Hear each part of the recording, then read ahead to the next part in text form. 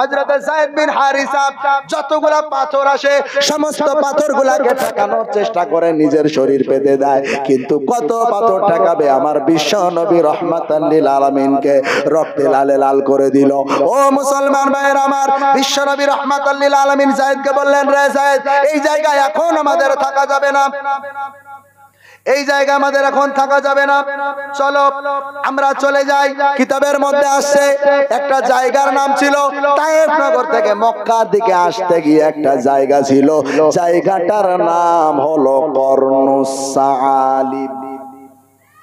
কি নাম? কর্নুস সালিব। ওয়াদিয়ে নখলা মানে জিন পাহাড়। জিন পাহাড়ের নাম শুনছেন না? ও বাবা, সবাই চা খাইতে ব্যস্ত। আপনারা জিন পাহাড়ের নাম শুনছেন? কেউ কথা বলেন। আমরা তাহলে দোয়া করে দিই, দোয়া হয়ে যাক, দোয়া হয়ে যাক। তাহলে কথা বলেন না কেন? সব চা খেতে ব্যস্ত।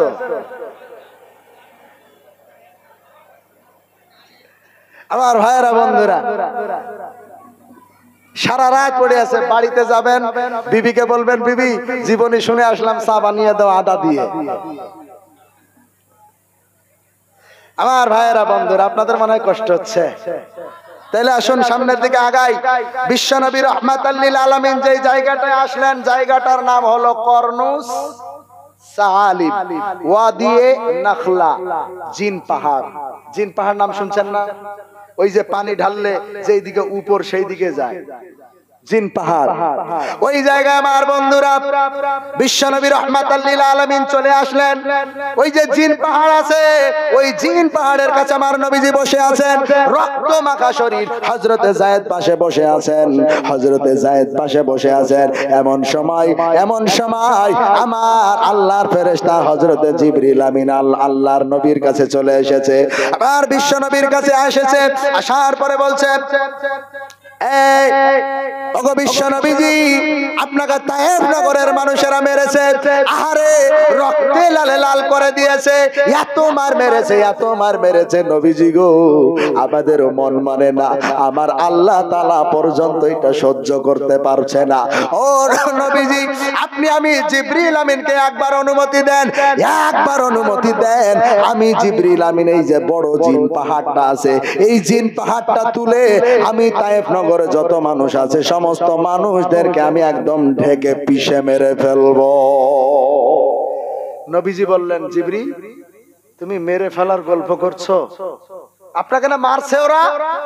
বলে, মারছে তো কি হয়েছে, ওরা তোমারে চিনে নাই। সুবহানাল্লাহ পড়বেন না? ওরা তোমারে চিনে নাই। জিবরিল, ওদেরকে যদি মেরে ঢেকে দাও, আমি বিশ্ব নবী কার কাছে কালেমার দাওয়াত পৌঁছাবো? আহারে, কেমন নবী আমরা পাইলাম, এই নবীরে চিনলাম না। নবীরে গাছে চিনলো, মাছে চিনলো, গর্তের পিপিলিকাও চিনলো, আমরা নবীর উম্মত হইয়াও নবীরে চিনলাম না।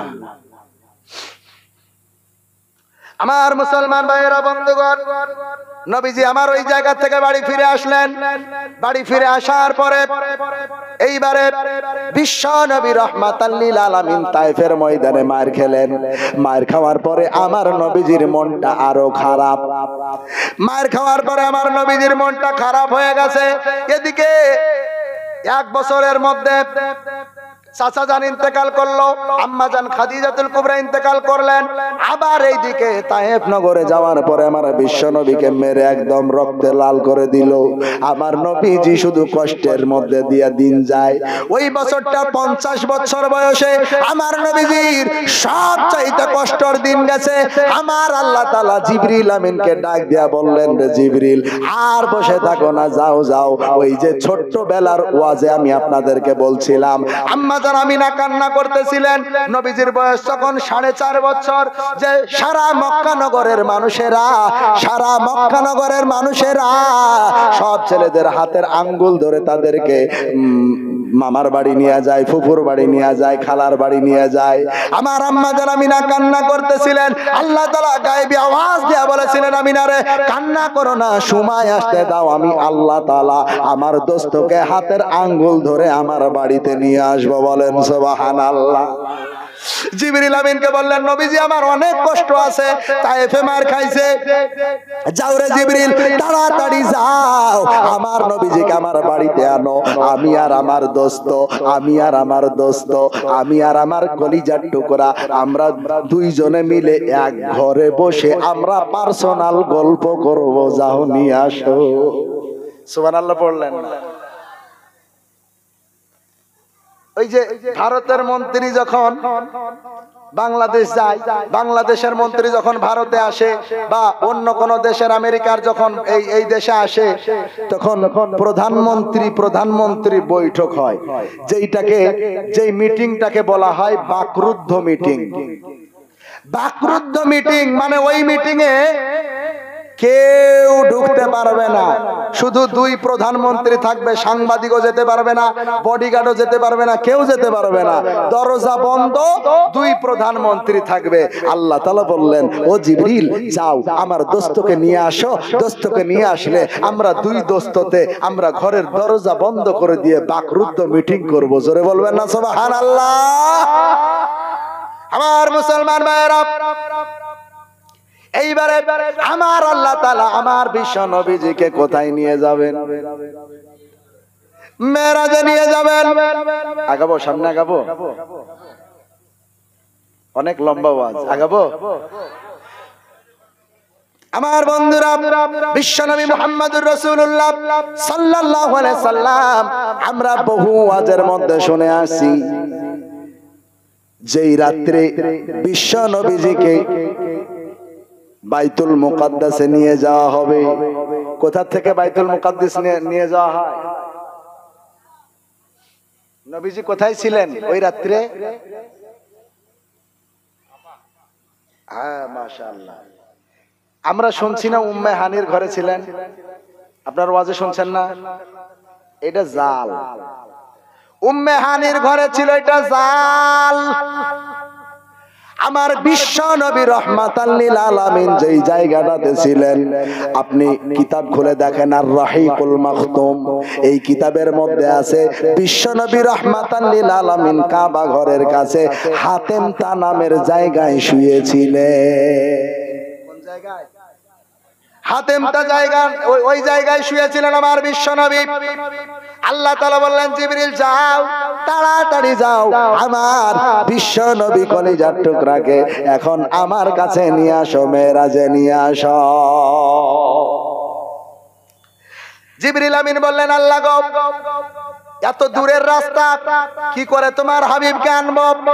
আনার তো কোনো রাস্তা দেখছি না, কিসে করে আপনার হাবিবকে আমি আনবো? আল্লাহ তাআলা জিবরিল আমিনকে ডাক দেয়া বললেন রে জিবরিল জান্নাতের মধ্যে চলে যাও, দেখো জান্নাতের মধ্যে আমি আল্লাহ তাআলা একটা যানবাহন বানাইছি, যেই যানবাহনটা 1 লক্ষ 2 লক্ষ মতান্তরে 2,24,000 পয়গম্বরের জন্য, কারো জন্য বানাই নাই, শুধুমাত্র আমার মুহাম্মদ সাল্লাল্লাহু আলাইহি সাল্লামের জন্য আমি একটা যানবাহন বানাইছি আমার বাড়িতে আসার জন্য। সেই যানবাহনের নাম হলো বুরাক। কি নাম? বুরাক বানাইছি। জিবরিল রে তুমি তাড়াতাড়ি যাও জান্নাতের মধ্যে একটা বুরাক নিয়ে যাও, বুরাক নিয়ে গিয়ে আমার হাবিবকে ওই বুরাকে চড়িয়ে তুমি সর্বপ্রথম বাইতুল মুকাদ্দাসে নিয়ে যাও। ওই জায়গাতে আমি একটা আল্লাহ ঘটনা ঘটাবো, তারপরে ওই জায়গা থেকে আমি আল্লাহ তাআলা আমার কাছে নিয়ে আসব। তবে জিবরিল যাও তাড়াতাড়ি যাও। জিবরিল আমিন চলে আসলেন, আসার পরে বিশ্ব নবী রাহমাতাল লিল আলামিন ওই জায়গায় ঘুমিয়েছিলেন। হযরতে জিবরিল আমিন আসলেন, আসার পরে আমার নবীজিকে তুললেন, তোলার পরে আমার নবীজির বক্ষ চিরলেন, আমার নবীজির ওপেন হার্ট সার্জারি করলেন, করার পরে ওই জায়গায় ওই যে কলিজাটা বের করলেন, বের করার পরে আমার বিশ্ব নবীর কলিজাটা জমজমের পানি দিয়ে ধুইয়ে দিলেন, ধুইয়ে দেওয়ার পরে আবার লাগিয়ে দিলেন, সেলাই করে দিলেন। আল্লাহ তাআলা জ্ঞান ফিরিয়ে দিল।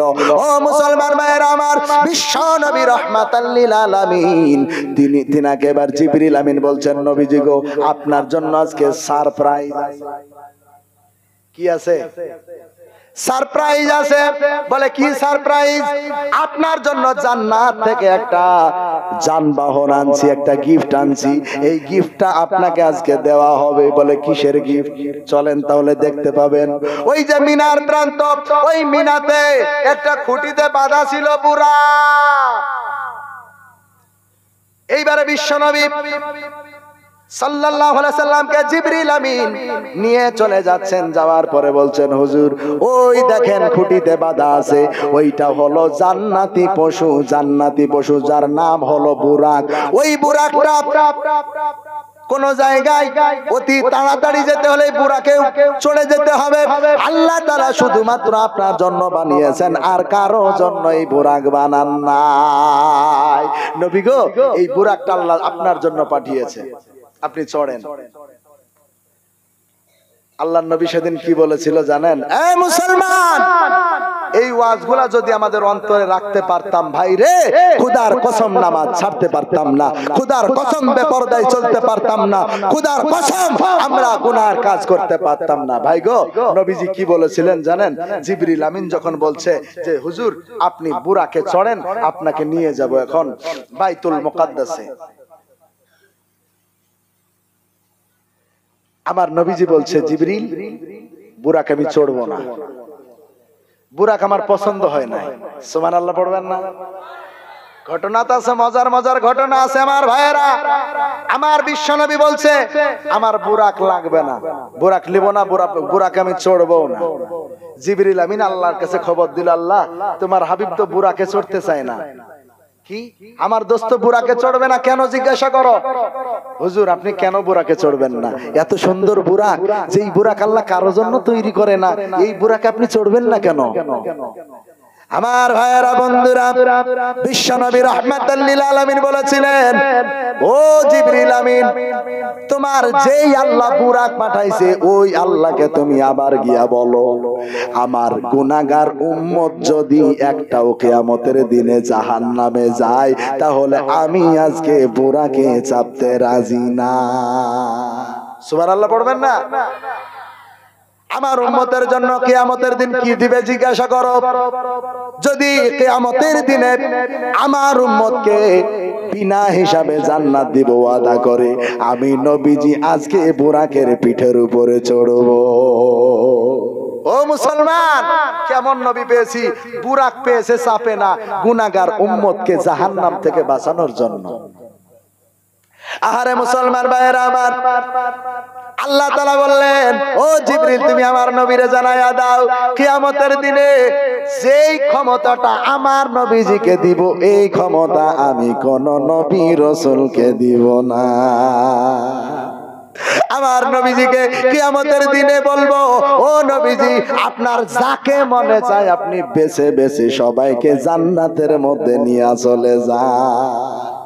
সুবহানাল্লাহর আওয়াজ বাড়িতে গিয়ে দিবেন না, বকে শোনাবেন গিয়ে। রাত্রে এখন যাবেন, গিয়ে শুবেন বোর পাশে, দিয়ে বলবেন সুবহানাল্লাহ, দিয়ে আপনার স্ত্রী এমন ভাবে ভয় করবে, আগামী কালকে ওই মালদা মেডিকেলে হার্টের ডাক্তার দেখাতে হবে। সুবহানাল্লাহর আওয়াজ মুখ থেকে বেরোয় না রে মুসলমান। আমার ভাইয়েরা বন্ধুরা, বিশ্বনবী মুহাম্মদ সাল্লাল্লাহু আলাইহি সাল্লাম তিনি যখন এই কথা শুনলেন, বুরাকের পিঠের উপরে চড়লেন, বুরাকে করে আমার নবীজিকে নিয়ে চলে যাওয়া হলো কোথায় বলেন? বাইতুল মুকাদ্দাস, মসজিদে আকসা। ওই যে ফিলিস্তিনে যেটা নিয়ে ইসরাইলরা ঝামেলা করছিল ফিলিস্তিনদের সাথে, আমার ভাইয়েরা ওই বাইতুল মাকদিসে আমার বিশ্ব নবীকে নিয়ে পৌঁছে গেলেন। যাওয়ার পরে আমার বিশ্ব নবীজিকে ওই জায়গায় ওযু করাইলেন। ওযু আমার বিশ্ব নবী ওযু করলেন। ওযু করার পরে আমার আল্লাহ তাআলা বললেন, এই দুনিয়ার মানুষেরা, আজকে আমার বিশ্ব নবীর সম্মান আমি বাড়াবো। কেমন ভাবে বাড়াবো শুনে নাও, শুনে নাও। আজকে যত নবী রাসূল আমি আল্লাহ তাআলা বানিয়েছি, যত ফেরেশতা বানিয়েছি, আজকে আমি আল্লাহ তাআলা সবার ইমাম আমার নবীকে বানাবো। কারণ কোন নবী মেরাজ করতে পারেন নাই, মেরাজ আল্লাহ কাউকে দেয় নাই, একজনকে দিয়েছেন, তিনার নাম মুহাম্মাদুর রাসূলুল্লাহ। এই নবীকে আল্লাহ মেরাজে নিয়ে যাবেন, তাইলে নবীদের নবী বানানোর দরকার আছে না নাই? নবীদের ইমাম বানানোর দরকার আছে না নাই? আমার মুসলমান ভাইয়েরা, বন্ধুগণ, আল্লাহ তাআলা বললেন আমার যত নবী রাসূল আছে সবাইকে হাজির করো, আমি আল্লাহ তাআলা আজকে আমার বিশ্ব নবীকে সমস্ত নবী রাসূলদের ইমাম বানিয়ে দিব। আমার রাসূল সবার ইমামতি করবে, ইমামতি করার পর আমার রাসূলের দাম যখন বেড়ে যাবে, বলেন ইমামতির দাম আছে না না? আরো জোরে বলা লাগবে, আছে না নাই? কিন্তু আমাদের কাছে নাই। আমাদের কাছে যদি ইমামতির দাম থাকতো রে মুসলমান, আমরা ইমামদের কদর করতে আমরা ছাড়তাম না।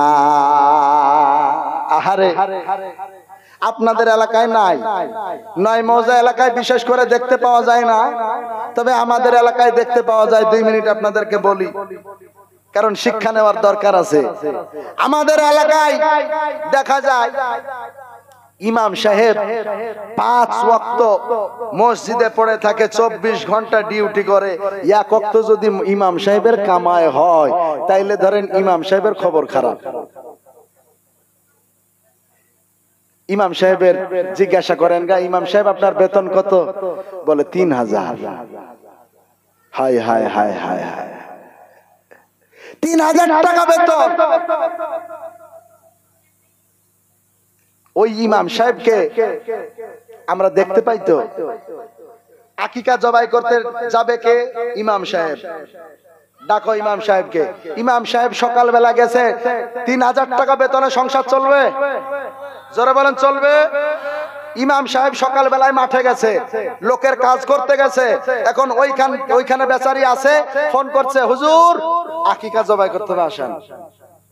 এখন যদি না আসে চাকরি থাকবে?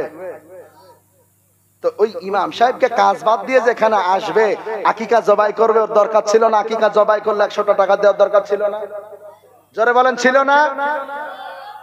আমার ভাইয়েরা, বন্ধুরা, ইমাম সাহেব আরো বিভিন্ন কাজ আমরা ইমাম সাহেবদেরকে দিয়ে করিয়ে নি, কিন্তু ইমাম সাহেবের কদর আমরা বুঝি না। ভাই গো, যাকে সামনে দাঁড় করিয়ে দিলাম যে আমার নামাজ তুমি নাও, নিয়ে সামনে দাঁড়াও, যদি নামাজের আপনি সামনে দাঁড় করিয়ে দিলেন, মানে আপনার যত ভুলই হোক না কেন আল্লাহ ধরবে না, সব ইমাম সাহেবকে ধরবে।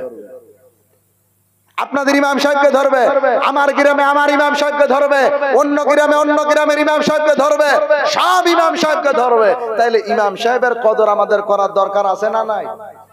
যে আমাদের আখিরাতের দায়িত্ব নিল, তার কদর আমরা করতে পারলাম না মুসলমান। এজন্য আমরা ইমাম সাহেবদের, মুয়াজ্জিন সাহেবদের, মসজিদের খাদেমদের অভাব রাখবো না। রাজি আছি তো ইনশাআল্লাহ?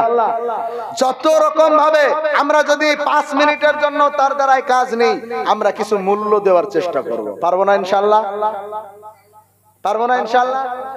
ইনশাআল্লাহ আল্লাহ তাআলা কবুল করুন। আমার ভাইয়েরা, আপনাদের এলাকায় আছে কি না আমি জানি না, তবে আমাদের এলাকার কথা অনুপাতে আপনাদেরকে বললাম। তবে 9 মৌজা এলাকায় থাকার কথা, কারণ এখানে আলেম ওলামা বেশি আছে, এখানে থাকার কথা। আমার ভাইয়েরা, বন্ধুরা, ইমাম সাহেবকে দিয়ে কুরবানি ঈদের দিনে বাবারে বাবা নতুন পাঞ্জাবি পায়জামা কুরবানি জবাই করতে করতে করতে করতে ও নিজেই লাল হয়ে গেছে। সন্ধ্যাবেলায় এত কুরবানি জবাই করেছে সন্ধ্যা পর্যন্ত, দেখা যায় রাত্রি বেলায় বেচারির জ্বর চলে এসেছে। জিজ্ঞাসা করলাম আমাদের একজন ইমাম সাহেবকে, ভাই কিছু মজুরি দিয়েছে? বলে না ভাই, কেউ দেয়নি। আচ্ছা, আপনাদের কাছে একটা মাসলা বলি আমি।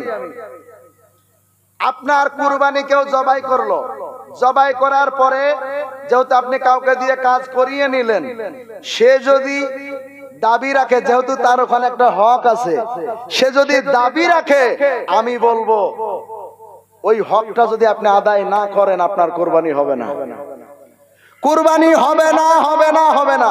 এজন্য কাউকে দিয়ে যদি গোশ কুটিয়েও নেন, তাকে আপনি মজুরি দিতে পারেন। আপনি কাউকে দিয়ে জবাই করিয়ে নিলেন, তাকে আপনি মজুরি দিয়ে দিবেন, ভাই তোমার হিসাব তুমি বুঝে নাও, আমি খালাস করে দিলাম। আমার কুরবানি আল্লাহ তাআলার দরবারে কবুল হওয়ার দরকার আছে না নাই? আমার মুসলমান ভাইরা, তাইলে আমরা সব কাজের আমরা মূল্য দেওয়ার চেষ্টা করব। আমার ভাইয়েরা, বন্ধুরা, বিশ্বনবী মুহাম্মদুর রাসূলুল্লাহ সাল্লাল্লাহু আলাইহি সাল্লামকে আল্লাহ তাআলা ইমাম বানাবেন। ইমাম বানানোর একটাই কারণ হলো, আমার আল্লাহ তাআলা সমস্ত নবী রাসূলদের ঊর্ধ্বে তেনার মর্যাদা দিবেন। সুবহানাল্লাহ পড়বেন না? ও ভাইরা আমার, বিশ্বনবী মুহাম্মদুর রাসূলুল্লাহ সাল্লাল্লাহু আলাইহি সাল্লামের সামনে সমস্ত নবী রাসূলদেরকে হাজির করা হলো। এইবারে নবী রাসূলরা যখন সবাই চলে আসলো, আমার আল্লাহ তাআলা বললেন 2 রাকাত নামাজ হবে, আমার বিশ্বনবী রাহমাতাল লিল আলামিন পড়াবে। সমস্ত ইমামরা দাঁড়িয়ে গেল পিছনে, আমার বিশ্বনবীজি ইমামতির জায়গায় দাঁড়িয়ে গেলেন। আমার বিশ্বনবীজি নামাজ পড়াইলেন। 2 রাকাত নামাজ পড়ানোর পরে এই যে বাইতুল্লাহ থেকে বাইতুল মাকদিস পর্যন্ত এই সফরটাকে বলা হয় ইসরা। কি বলা হয়? দুইটা, একটা হলো ইসরা আর একটা হলো মেরাজ। এই ইসরা আল্লাহ তাআলা সূরাতুল ইসরা নামে একটা সূরাও দিয়েছেন। কোরআন খুলেন, আল্লাহ তাআলা এই বিষয়ে ওয়াজ করেছেন, সুবহানাল্লাযী আসরা বিআবদিহি লাইলাম মিনাল মাসজিদিল হারাম, লাইলাম মিনাল মাসজিদিল হারামি ইলাল মাসজিদিল আকসা। আর একটা মজার বিষয় আছে, আল্লাহ নিজে প্রশংসা করছেন। আমরা এই যে বলি না, কোনো আশ্চর্য জিনিস দেখলে বা কোনো প্রশংসা করলে সুবহানাল্লাহ, সুবহানাল্লাহ, এত সুন্দর, আমরা বলি কি বলি না? বলি। আল্লাহ তাআলা নিজে আশ্চর্য হয়ে বলছেন সুবহানাল্লাযী আসরা বিআবদিহি। আল্লাহ সুবহান শব্দ প্রথমে আয়াতের শুরুতেই ব্যবহার করে দিলেন। সুবহানাল্লাহ বলা যাবে না মুসলমান? আমার মুসলমান ভাইয়েরা, বন্ধুরা, বিশ্বনবী রাহমাতাল লিল আলামিনকে এইবারে বাইতুল মাকদিস থেকে বুরাকের উপরে চাপিয়ে আমার বিশ্বনবী চলে গেলেন প্রথম আসমান। প্রথম আসমানে যাওয়ার পর ওই জায়গার যে গেটম্যান ছিল, আল্লাহ তাআলা ওই গেটম্যানদেরকে ফেরেশতার মাধ্যমে আল্লাহ তাআলা গেট খুলতে বললেন। আমার ভাইরা, ফেরেশতারা গেটম্যানরা বলল, কে তোমরা? জিবরিল আমিন বললেন যে আমরা মুহাম্মদ সাল্লাল্লাহু আলাইহি সাল্লামকে আল্লাহর বাড়িতে নিয়ে যাচ্ছি, গেট খুলো। মুহাম্মদ সাল্লাল্লাহু আলাইহি সাল্লামের কথা শোনার পরে সব একদম তড়িঘড়ি করে গেট খুলে দিল। প্রথম আসমানে ঢোকার পরে, প্রথম আসমানে যাওয়ার পরে ওই জায়গায় একজন নবীর সঙ্গে দেখা হলো। নবীজির নাম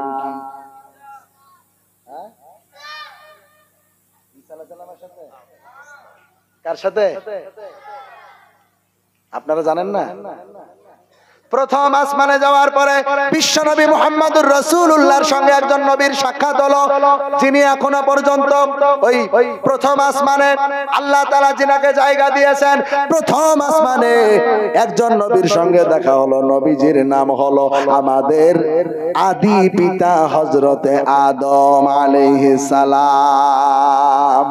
কি নাম? আদম আলাইহিস সালামের সঙ্গে দেখা হলো, সালাম কালাম হলো। জিবরিল আমিন বললেন যে ইনি হলেন আদম নবী, এটা আপনার আদি পিতা, আপনি মোলাকাত করেন। সালাম কালাম হলো, কথাবার্তা হলো। ওখান থেকে চলে গেলেন।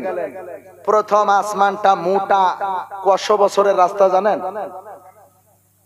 500 বছরের রাস্তার সমান মোটা।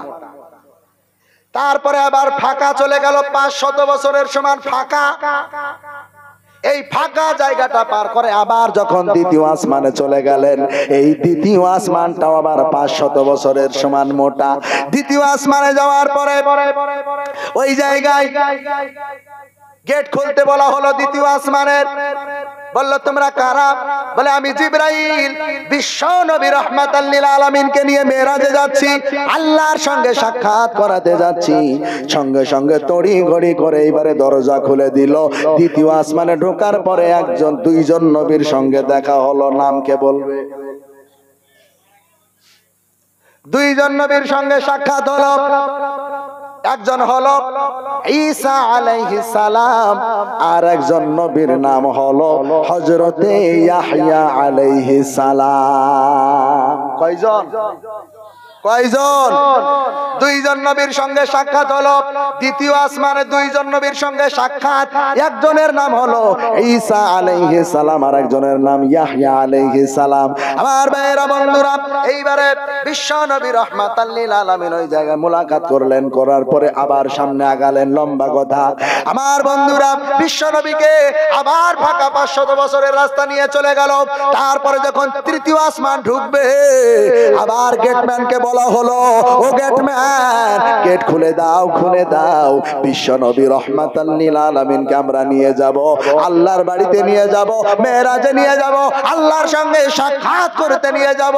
খুলে দাও, খুলে দাও। তড়িঘড়ি করে মুহাম্মদ সাল্লাল্লাহু আলাইহি সাল্লামের নাম শোনার পরে দরজা খুলে দিয়েছে, আসমানের দরজা। আসমানের দরজা খুলে দিয়েছে। তৃতীয় আসমানে ঢোকার পরে একজন নবীর সঙ্গে মোলাকাত হয়েছে। নবীজির নাম কে বলতে পারবে?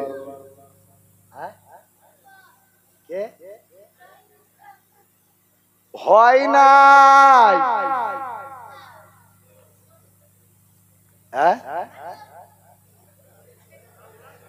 হযরতে ইদ্রিস আলাইহিস সালাম।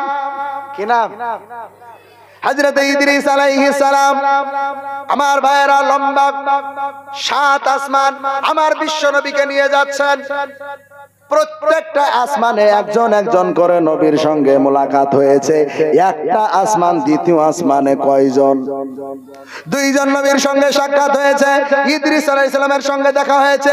পঞ্চম আসমানে হযরত ইউসুফ আলাইহিস সালামের সঙ্গে সাক্ষাৎ হয়েছে।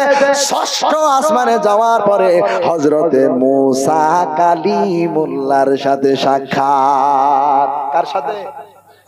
মুসা কালিমুল্লাহর সাথে সাক্ষাৎ। আমার বন্ধুরা, ভাইয়েরা, এইভাবে আমার বিশ্ব নবীকে যখন নিয়ে চলে যাচ্ছেন, 7 আসমান পার হয়ে গেল। তারপরে এবারে চলে যান, শুধু আগুন আর আগুন, আগুন আর আগুন, পানি আর পানি, পানি আর পানি। হাজার হাজার বছরের রাস্তা।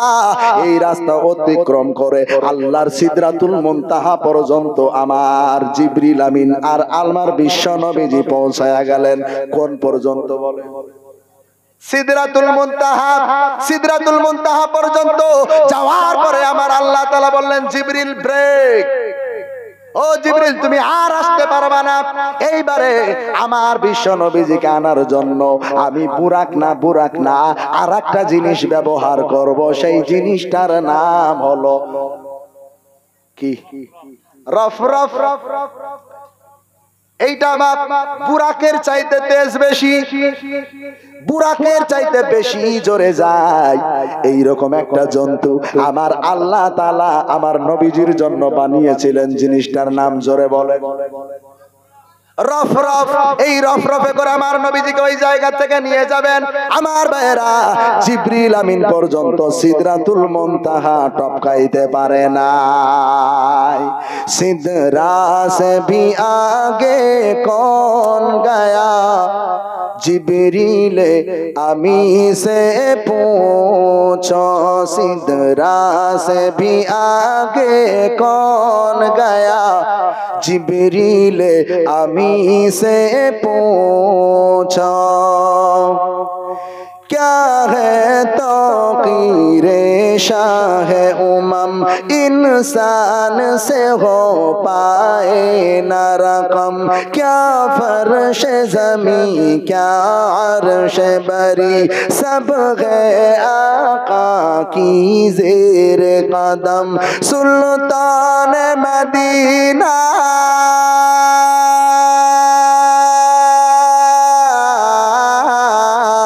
सुल्तान मदीना का रुतबा जिब्रील अमी से पूछो सिदरा से भी आगे कौन गया जिब्रील अमी से पूछो मेराज का दूल्हा कौन बना जिब्रील अमी से पूछो नारे तकबीर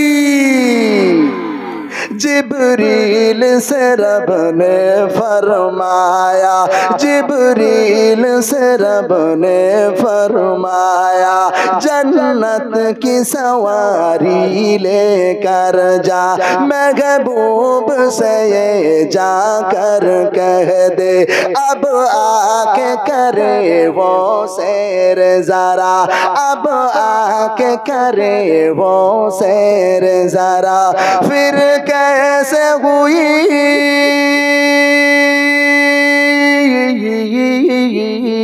फिर कैसे हुई तामील खुदा जिब्रील अमी से पूछो सिदरा से भी आगे कौन गया जिब्रील अमी से पूछो मेराज का दूल्हा कौन बना जिब्रील अमी से पूछो नारे तकबीर খারাপ লাগে কষ্ট হচ্ছে তাহলে সামনে বাড়ি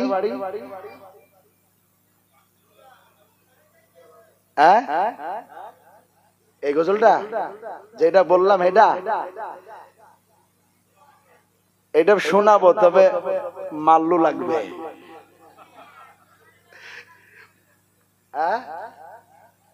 শোনাবো ইনশাআল্লাহ আপনাদেরকে জান ভরে শোনাবো আসলে এখন জীবনী চলছে তো এইজন্য বেশি গজলের দিকে আগাচ্ছি না গজল শোনাবো মার্কা মারা গজল শোনাবো তবে এখন সময় নষ্ট করছি না ভালো ভালো গজল আপনাদের জন্য এনেছি ইনশাআল্লাহ শেষের দিনে শুনিয়ে যাব আমার ভাইয়েরা বন্ধুরা বিশ্ব নবী রাহমাতাল লিল আলামিন সিদরাতুল মুনতাহায় গেলেন আগামী কাল বলি ইনশাআল্লাহ অনেক লম্বা আলোচনা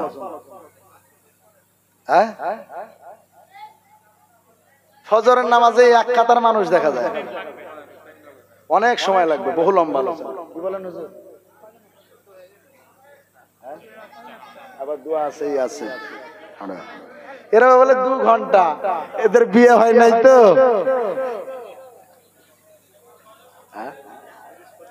30 পর্যন্ত করলে আবার দোয়া করতে করতে আবার একটা বেজে যাবে আজকে আলোচনা জিবরিল আমিন আমার নবীজিকে নিয়ে